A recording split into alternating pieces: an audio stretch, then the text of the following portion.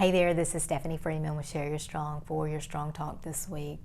Today I want to speak on mental illness, which is extremely important to my heart and soul.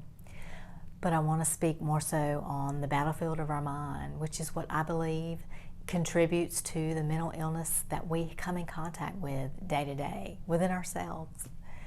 But I also want to speak on this because I feel I have so much that I can contribute to this topic that can help the lives of those people that are searching for those answers within themselves, searching of where to go for their whats and their whys. And I want to tell you a few stories of how life has confirmed to me I've come such a long way on the battlefield of my own mind, just here recently. I had an appointment a couple of weeks ago with a place, and this was my first initial appointment. And I had the lady take me back into the room, and she was filling out my paperwork. And as she was doing that, she glanced up from the paper and she looked over at me and she said, "Stephanie, have you always carried this calmness about you?" And I promise, as she said that to me, I felt tears well up in my eyes. But I also felt joy in my heart because I remember when there was no calmness whatsoever about me, that I have come such a long way. I thanked her for that compliment and I carried on my day.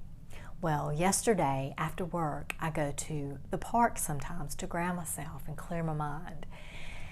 And another situation come up. There was a lady there. She had her son with her, and it was a beautiful moment. It was a moment of grace, in my opinion. The child just kept coming up and talking to me and sharing his heart. But as that was happening, I was having memories and thoughts come into my mind, and they weren't very loving. There was memories of my past and things that had happened, but it wasn't a loving memory. But if you've read the book, The Power of Now by Eckhart Tolle, which I highly recommend, it says to allow these memories, these thoughts to come into the mind, embrace them for a second, but allow them to go. And when I read that 10 years ago, I was willing to understand it, and I thought I did. But yesterday confirmed to me that I finally understood allowing those memories and those thoughts to come into my mind and seeing them, really feeling them, and taking a breath of love and letting them go. That was the true power, because it brought me back to that graceful moment with that child. And I was most grateful for that.